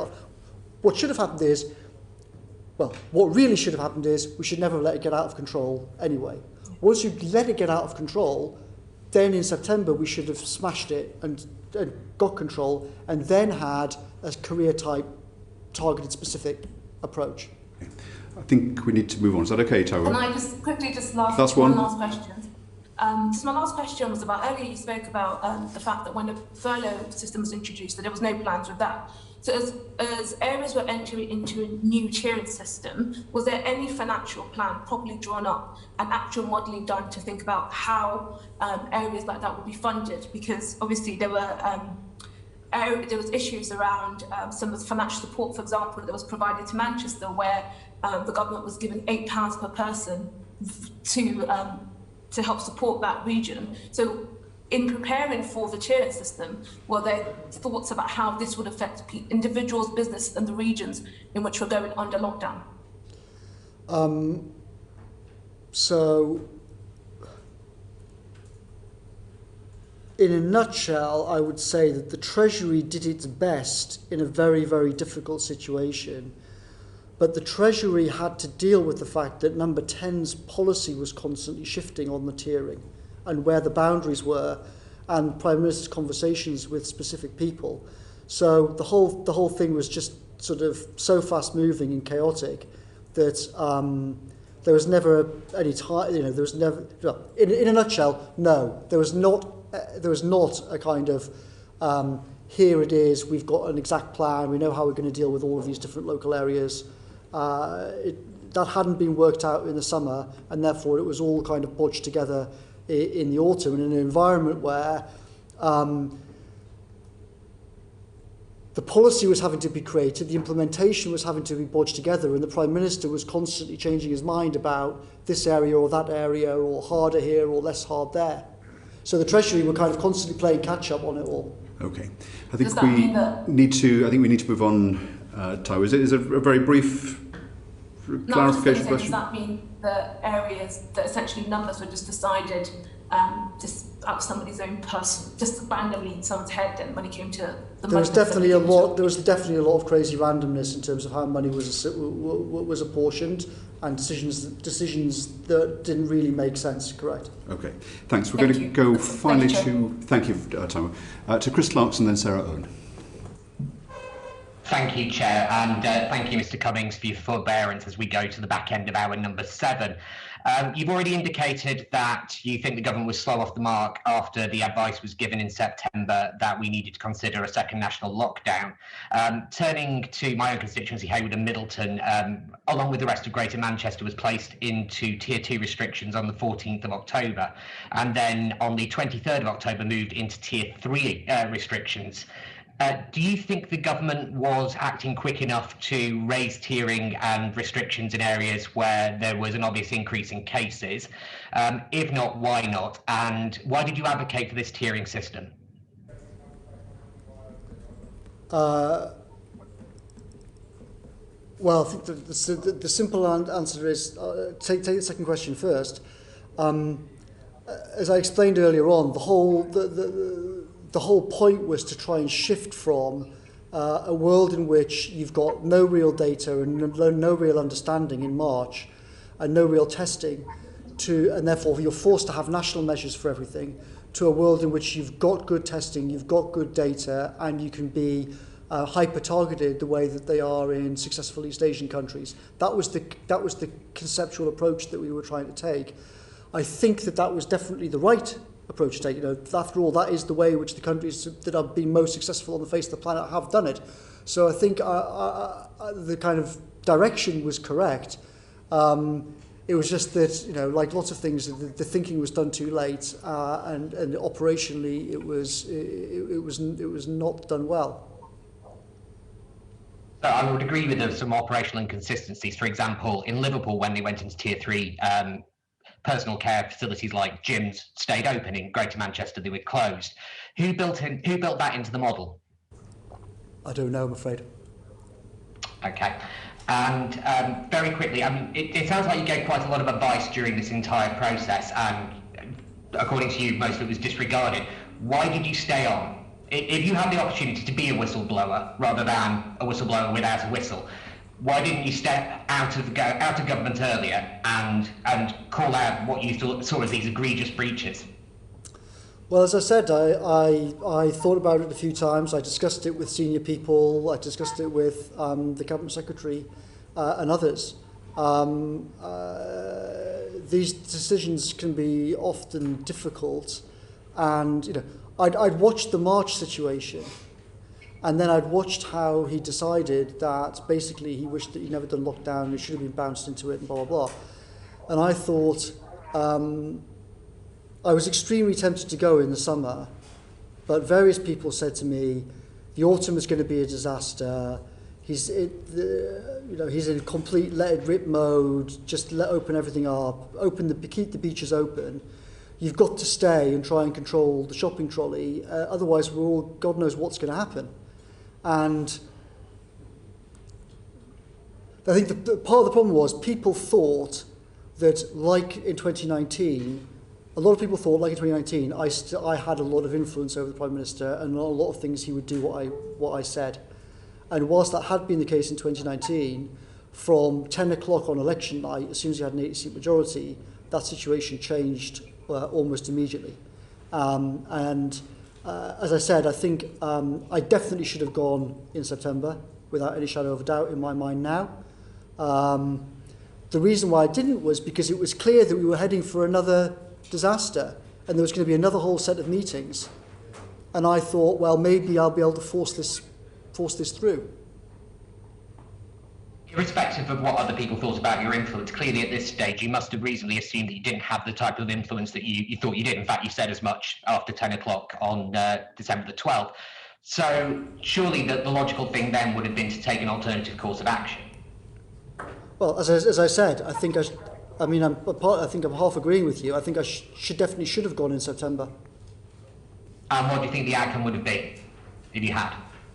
I don't know, but as I said, 20 minutes ago, I think it was one of those gambles that was worth doing because my relations with him were already broken. At the latest, I was going to stay there until Friday the 18th of December, so we were only talking about 12 weeks anyway. If I gambled then and said, I will basically call a press conference and blow this thing sky high, and then he'd caved in and done it, then tens of thousands of people would now still be alive, and we could have avoided the whole horror of the delays and the variants and Christmas and the nightmare that the country's gone through in the first quarter of this year. So as I tried to say, I think I made the wrong decision, and I apologise for that. Thank you very much indeed, Chris. And the final member is Sarah Owen. Thank you, Chair. Thank you, Mr. Cummings, for your time today. And I really appreciate it because we've had far longer with you than we've ever had to be able to scrutinise the Secretary of State or the Prime Minister. And I think that is a real problem. Moving on to that, I've just got a few quick questions. You've accused Matt Hancock of lying repeatedly. Will you publish the evidence publicly today? I'll definitely have a look at evidence that I've got. I think in general, it will be better. It's better not to get into the business of publishing people's private messages and WhatsApps, and I don't want to embarrass and make. Some of these people are in position now, and publishing WhatsApps with the Cabinet Secretary and people like that is a very big step. What I think should happen, I think far better than me randomly throwing WhatsApps out on the internet, is that you, the MPs, should force the government. MPs have the power to force the government to face this reality and to discuss the things which I've discussed today. You have the power to do that, and what should happen is that the MPs force this situation. We have that power. Sarah, I do think it's important that if serious an accusation as lying is made, that should be corroborated after this hearing. There are other things that can hang in the air, but I think that is a specific requirement. Perhaps it could just be evidence given to the committee and not published on the internet. Well, I'm sure the committee will find a way to receive. I'm happy to discuss that process. Also, obviously, I have to take some legal advice on the whole thing as well, and about the public inquiry and whatnot. But I think that people like the former Cabinet Secretary and others should be here in the seat like me, under oath, explaining what happened, and like me saying what we think we got right and what we think we got wrong. Thank you, Mr. Cummings. I'm going to move on to procurement because you mentioned it several times as being chaotic and not fit for purpose, and was something that you wanted to change before the pandemic. Now that falls under the Cabinet Office. Do you think Michael Gove is culpable in any of the chaos that you had described around PPE procurement, or any of the contracts that have been dished out around COVID and our response to COVID? I don't think really that. I don't think that really Gove had a huge amount of responsibility in a sense for this. I mean, there were officials in the Cabinet Office, yes, who were in charge of certain aspects of this, but procurement is not just done centrally from the Cabinet Office. Every department is running its own procurement operation. So what happened during the COVID crisis is that some parts of procurement exercise inside DH were pulled out of DH and given to the Cabinet Office to run. That is correct. But it's not as if, it's not like Gove is in charge of government procurement. He's the minister responsible for the department in government which is responsible for procurement. Are you saying that he shares no burden of blame in this situation at all? I mean, I'm sure that he would say, like all of us involved, like all senior, I don't think there's a single senior person involved with this who would say that they didn't make some serious mistakes in this, and I'm sure Michael would say the same, that he made mistakes on it. But at the heart of, we went into the crisis with the wrong system, and everybody had to kind of try and bodge a way through that. Okay, thank you. I'm going to move on to the issue of lockdowns. Who in the Cabinet was a block or a delay on the second lockdown, or was sceptical about lockdowns in general? I don't remember the Cabinet being involved in the discussion. There was no discussion about the second lockdown with the Cabinet. It was entirely the Prime Minister. Not in a meaningful way. As I said, I mean, I never attended Cabinet in 2020. Okay. I tried to keep out of political stuff. I didn't attend Cabinet. I mean, the way that Cabinet works now, it's largely a Potemkin exercise. So I saved my time and didn't want to go. I didn't also attend PMQ's meetings all year either. First time I saw PMQ's was a couple of weeks ago, since the election. So there may have been a kind of one of the Potemkin Cabinet meetings about the lockdown, but I was in the meetings where it was actually decided, and it was just the Prime Minister, and it was the Prime Minister, Cabinet Secretary, Valence, Whitty, me, and other officials there arguing this stuff out, and it was the Prime Minister's decision. So there may have been a Cabinet meeting, but that was just for show, not as a relevant part of the decision-making process. Unless I've completely forgotten some Cabinet that was significant. Thank you. You've told the committee that the Chancellor, Rishi Sunak, was totally supportive of lockdown in 2020. That's a pretty interesting statement and endorsement from you, given that you've been pretty scathing of other ministers. Did the Chancellor provide scientific evidence or medical advice to back up the safety of his scheme, which literally had his name on it, Eat Out to Help Out? As I said before, I wasn't really involved with the Eat Out to Help Out thing, so I don't really have very much useful to say about it. I'm just for complete clarity on what I'm saying about the Chancellor and lockdown. There have been stories saying that he was a kind of block and tried to throw mud in the gears, and him and the Treasury were trying to stop the first lockdown. What I was saying was there were powerful voices in the Treasury who were saying the real danger here is economic and we shouldn't do this. But in the meetings that I had, the Chancellor never tried to stop that happening. And in fact, when I went through with him Plan B and said, here's what I think we should do, we've been given this thing where it's either wave 1 or it's wave 2, let's shift to Plan B and try and build all of this stuff and escape. The Chancellor was completely supportive. And in fact, what I ought to have said earlier on and forgot, one of the key architects of that Plan B was actually the Chancellor's Chief Economic Advisor, Mike Webb.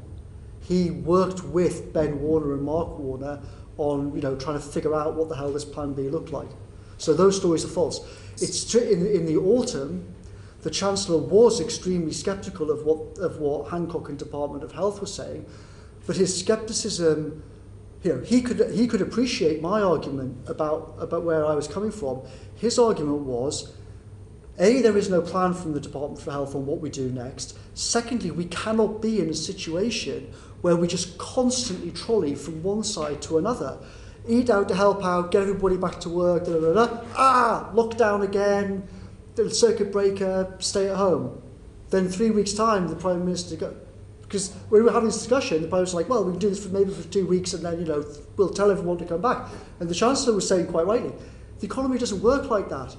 If you're going to say to people now, we're going to have to do another lockdown, you have to realise that a lot of people are going to conclude the government's lost control of the situation. They told everybody to work from home before, then they told everyone not to work from home. Now they're telling everyone there's going to be another lockdown. A lot of businesses are basically going to say that's it until the spring, and they're going to shut the doors. And you need to understand that. And Hancock and Department for Health don't have any plan for that. And we can't just keep careering around backwards and forwards like this, otherwise we're going to have complete bedlam. And that was the core. What the Chancellor was begging for was finally a consistent plan that we could stick to for more than 2 days without being knocked off course by the Telegraph. Thank you. So the reports from September 2020 that the Prime Minister did not impose a new lockdown over fears that Rishi Sunak would quit are untrue, are they? Completely, 100% correct. I know I was there. The Chancellor never threatened to quit, and he didn't tell me at the time. I had private meetings with him about the situation and about all the difficulties of it. He said to me, for God's sake, please don't you quit. I mean, I know you want to, but don't. That story is definitely false, and he was definitely not throwing around resignation threats. He was just desperate for a plan that was coherent and the government could stick to, and like lots of us, was just completely at his wit's end about the shopping trolley. I think some people might ask whether you're hedging your bets slightly with an eye on a future administration run by Rishi Sunak. Is that out of... I think everyone, from my wife to everybody in Westminster and Whitehall, will agree that the less everyone hears of me in the future, the better. Thank you. So, why do you think the government are blocking a COVID inquiry now? And do you think that the 128,000 people that have lost their lives and their loved ones deserves answers now? Yes, as I've said all day today, I think they do deserve answers now. I think it's genuinely terrible, the idea of trying to punt this all off till after the next election. When you have a crisis this bad, you've got to face reality. And the fact that the government, I mean, it's beyond absurd. We're in a situation where millions of people watched the government have an official policy last March, and now Number 10 is just trying to claim that it didn't exist. Now, my point is, if they've lost the plot that badly in there, what on earth else is going on in that building? Thank you. This one's quite specific. You tweeted and have spoken today about the unwillingness to learn from East and Southeast Asian countries because people were saying, and I quote, "Asians all do what they're told, so it won't work here." Who said that? And how much do you think that this outdated racist stereotyping has contributed to the numbers of deaths in the UK?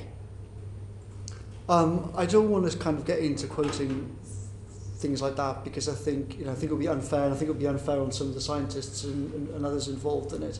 I think it's undoubtedly the case that there was a general view.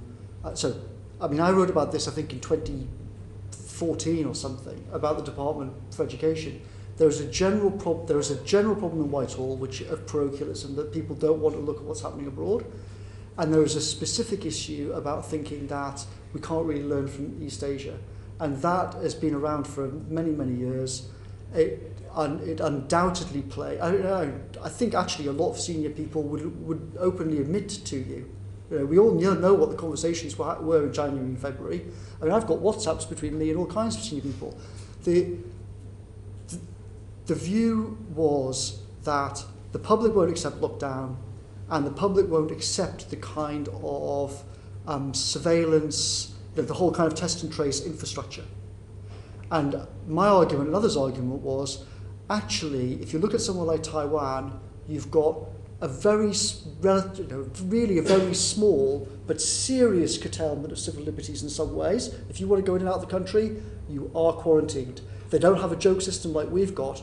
You are in a hotel, it's patrolled, you're not leaving, forget it. It's ultra serious. But then if you walk around Taiwan, it's basically life is, I've got friends who live there, life's basically normal. If you're faced with the choices of massive wave killing hundreds of thousands, or that, I think almost everybody in this country would say, let's go down that route. And that's the route that we should have started to go down in January. We started to think about that in mid-March, but it took a few months really for that new thinking to kind of develop into real policy and develop into real operational capabilities in certain ways. But you don't change big cultural barriers like that about learning from abroad in quickly, and I think it'll take time for Whitehall to adapt. Thank you, and this is my last question. You've described the PM's running of Number 10 as chaotic, incompetent, lacking judgment at times.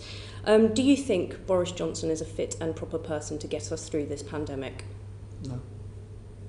Thank you. Thank you very much indeed.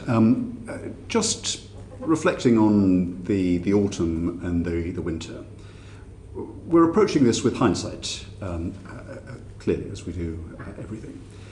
What we do know that happened was that there was a Kent variant that has contributed most of the deaths since the summer, but we didn't know about it in September.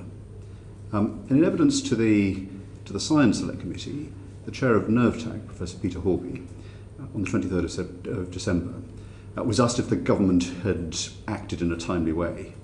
And he said, I think they have. We sent our first note to them, raising a significant concern on the 18th of December, and on the 19th, measures were put in place. So this is at odds with the kind of repeated cycle of delay in inaction that you're describing, is it not? I don't think that's right, no, because although the specifics about Kent may only have come up at that time, it was certainly the case that variants were being discussed in September. I had scientists say to me in September that one of the reasons why we've got to not let this get out of control is the problem with variants. So it was, if I knew about it in September, that means that other people definitely were talking about it well before then. But not a specific variant, it was a concern about variants in general. I can't remember the detail of my conversations now on variants, but it's certainly the case. I had specific warnings from scientists, and not just any old scientists who'd been repeatedly proved right. So I took what they said particularly carefully. Now, I was looking back over the whole thing and doing a kind of scorecard of who's been right about this and who's been wrong about it. And the people who were right about it said to me in September, watch out for this variants thing, it could suddenly get very nasty, you could have a really, really serious problem with it. And the same people who were right about that in September, the reason why I brought the issue up recently publicly was because the same people were saying the same thing to me in January, saying the government is not acting properly. We still don't have a proper border policy. The committee has taken extensive evidence on variants, and you will know that variants arise all the time in their thousands. That's the nature of viruses. And so, given that we were in September, we now have the benefit of the hindsight that tells us that we know about there was a particularly dangerous variant, infectious variant, the Kent variant. We also know that we have vaccines that in September and October were not approved for use. So would it have been reasonable, based on a generalised concern about variants, not a specific concern that one had been discovered that was very infectious, isn't to impose lockdown restrictions without any particular intelligence as to a variant that required it? Would that not have been a recipe for permanent lockdown? But with respect, that's not at all the situation that we actually faced. In September, the argument was not at all about variants. It was about the existing case. And the point was that we were going to have to lock down in 5 weeks because of the existing variant. It wasn't about variant. The argument in September wasn't lock down now preemptively because of variants. The argument in September was the data on current hospitalizations, current cases, ICUs, blah, blah, blah, is all completely clear. You are going to have to lock down at the end of October to stop the NHS being washed away again. And the whole lesson of this situation is, once you get to a position like that, there's only two logical positions.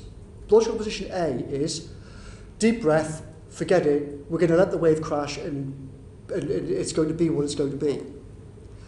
Option B is, we're not going to do that, that's inconceivable, the risks of it are too high, therefore we're going to have to lock down. As soon as you make the decision that we're going to have to lock down, you do it today. Because that's what exponential curves are. The faster you act, then the faster you get on top of it, and then the faster it exponentially decays. And that means you don't have to have it in place for as long, it doesn't have to be so deep, and everything else. That was what the number 10 data team was saying to the Prime Minister in September, and what the Chief Scientist and the Chief Medical Officer were saying. It wasn't anything to do with variants, and that is exactly what happened. When we all came back on Friday the 31st, and we looked at the data, it was basically what Catherine Cutts had read out 5 weeks earlier. That's why the Prime Minister was so enraged by the situation, because he knew that me and others were looking at him saying, you know, you were told. Catherine Cutts read out all of this information to you. And that's what we're now looking at. And now you're doing it again. And now the lockdown's going to have to be worse. The destruction is going to be worse. And that means thousands of people have caught it in the intervening 5 weeks who are now going to die. And we're doing the lockdown anyway. And we're going to trash the economy more anyway. So in that circumstance, before we had vaccines that had been approved, quite a long time before they were approved, with that rise in infections, what your advice would be to engage in a series of lockdowns to keep infections at a low enough level for an indeterminate future. Would that be right? So I left before the kind of big conversations with variants happened. As I said, I had some conversations about variants in September at the latest, possibly even August, I can't remember now. I mean, my view was, in September, if you whack it now hard, then we get on top of it. And also remember, at that time, we were in the process, I was spending a very large part of each day and each weekend working on the mass testing thing. So we were having these things kind of balanced out, and I was saying to the PM, look, okay, we've totally screwed it up, and we should have been doing this mass testing since March, but we didn't realise until July. Okay, we're now pushing everything we possibly can behind it. The Cabinet Secretary is doing a brilliant job. He's pushing all the officials behind it. If we smash it now in September, then we've got a chance to, then when we come out in a month's time, to come out with millions of these tests starting to be available. And then the game could be different. And the tests can also help in terms of dealing with the variants. That was the fundamental argument in September. Testing and if we'd done that was the extra variable. If we'd done that in September and really got control of it, then you wouldn't have seen this great spike, and then which we only just start to sort of see to come down in October. And then he said, oh, well, now we've got to come out of it. We can't keep this going anymore. And then, of course, then the variant kicks off, but from a very high level. If we crushed it in September, then by the time the variants came along, we'd have been in a fundamentally different position. Okay. And this is not hindsight. James Phillips and others, Patrick Vallance, were saying this argument in September. Okay. I think we should conclude, but this is a lessons learned inquiry, as we said some hours ago at the beginning, and we've taken a lot of evidence from a lot of different people. This is the penultimate session before we write our report. Just reflecting back on your time in Downing Street dealing with the pandemic, what are the key lessons that you would learn that, as in the way of lessons, can be applied? I think there's a general principle of making things like SAGE and scientific advice more open. I think there's an obvious question about responsibility, like a really fundamental question about how the British state works, about power between ministers and officials, and who is actually in charge of things and who can actually form teams. In normal government business, the assumption is, well, we can just all we can all live with a bit of friction to have this kind of division of responsibilities and muddle along. But it's completely fatal when you're dealing with a really serious thing. Because when you're dealing with a really serious thing like this, you need to get a great team that knows exactly what the goal is and exactly who's responsible for what. And the Whitehall culture of how responsibility is deliberately diffused is intrinsically hostile to high performance management. Intrinsically hostile. If you put Bill Gates himself, any great people from history who really understand how to run these kind of teams, all of them would say the first time you put them in the job, they're like, how the hell am I supposed to manage that? If I can't pick who the team is, and I can't fire them, and I can't bring people in. That connects to the general, what if there's one change that you could make in terms of the civil service, there should be, the HR system should change so that all appointments with a tiny fraction of national security oddities, which are not really relevant, fundamentally 99+% of civil service jobs should be open by default. The competition for them should be open by default. We've got so many brilliant people in this country. And then we have a civil service system which literally puts a massive barrier and says, we're going to recruit all of these things from internally, like a caste system. It's completely crackers' way of doing things. Again, during this thing, we had to go out and get external people to come in and provide all kinds of crucial skills. But that shouldn't be just something that you do because there's a crisis. The British system should be open so that we can get the best people in the country to the best jobs. Now, I know from conversations that there are lots of senior people who agree with me, but parts of Whitehall will fight to the death to stop a culture of open by default jobs. But I think if you're going to make one change in the system, that's one of the most crucial. And the other thing is really thinking hard about incentives, because people are not incentivized to tell the truth. They're not incentivized to think through hard problems. They're not incentivized for operational delivery. People are incentivized to keep their heads down, to back up the system when it fails. And the culture is that senior people are constantly appointed to jobs on the basis of, are they a good chap? Are they going to, not rock the boat? Actually being really, really good at your job and operational delivery when it counts is not taken seriously. Everyone wants to have stupid words like strategy in their job titles. But the people who actually get things done are not respected, often inside the system. So that's a huge point, and that connects finally to, I would say, the culture, the meeting culture of how we do things. Over and over again in this crisis, we would just about get to the point where the crucial thing would be exposed, and some senior person in terror would say, let's take this offline. And I would sometimes shout, no, let's not take it offline. Let's keep it online. We're just almost about to get to the bloody point. But you've got this culture constantly in which things are elided away, let's not embarrass anybody, let's not really get to the heart of the problem. And again, that's normal in Whitehall, but when you're dealing with a problem like this, it's a complete and utter disaster. And you fell into that trap yourself, you said this morning. Yeah, we were all in these ludicrous meetings with people saying, take it offline, take it offline, take it offline. Okay. Jeremy. Thank you. Well, first of all, thank you very much for giving evidence today for over 7 hours. That is really appreciated. I just want to ask you finally about one of your last comments, which is that the Prime Minister is not fit and proper to do his job. And I just want to ask you about your own record, about which you've been admirably honest today. When you think that you were someone who attended SAGE, who was known to take a great interest in science, but it wasn't until March the 11th that you advised the Prime Minister that we needed to change direction. It then took more than 2 months after that before we had a test and trace system set up.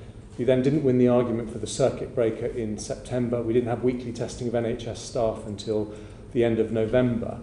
Applying exactly the same standards, do you think you did your job in a fit and proper way last year? I think there's no doubt whatsoever that there's many thousands of people in this country who could have done my job much better than me. That's unarguable.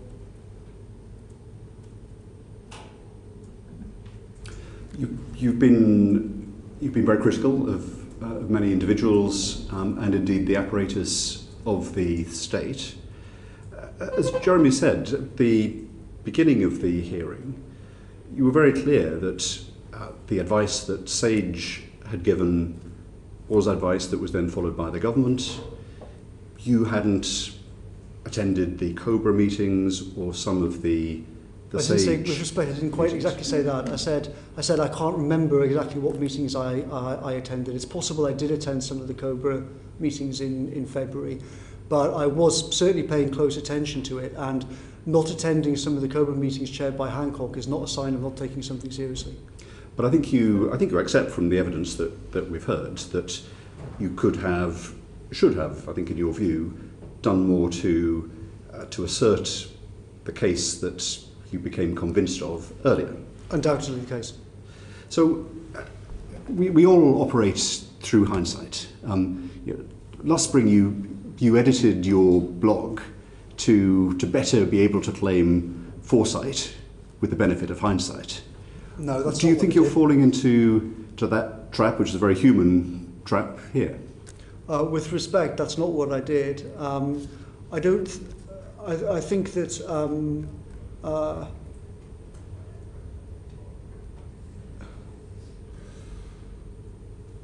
I think that when you have these kind of groupthink episodes, like, kind of by definition, the reason why they happen is because you have certain kind of ideas take hold, and you have an institutional setting in which people who understand why those things are wrong are kind of excluded from the process. And that's what happened. The lesson of that is, as I said earlier on, is openness, because the people who alerted me to this were not people inside the system. It was people like Mark Warner who came to me and said, hang on a second, there's something terribly, terribly wrong with this. And I think that shows that shows the scale of the problem and the nature of it as well. If this had been exposed even a few weeks earlier than it was, then the whole story, I think, would have been different. I did go to people. I did try and get outside help. This was, of course, portrayed in the media as terrible Cummings tries to influence Sage, and why is he even attending Sage and everything else. But I took the view that I ought to listen to Sage meetings in February. I ought to try and understand this as well as I could do. I could sense that there was that the communications between Sage, Department for Health, Cabinet Office and background to number 10 were failing, was my sense. That sense proved to be correct. It clearly was massively and radically failing. But if I'd gone to people earlier, if I'd gone to outside people earlier, then I would have realised earlier that we were all making a big mistake. As my co-chair Jeremy Hunt said, you've been very generous with your time. This is a lessons learned inquiry. We'll in 2 weeks tomorrow hear from the Health Secretary. There are various points that you've agreed that you will follow up in writing with the committee, so we look forward to that, and then we will reflect on all of the evidence that you've given today when it comes to our report to Parliament. That concludes the session of the Joint Committee. Order, order. Thank you.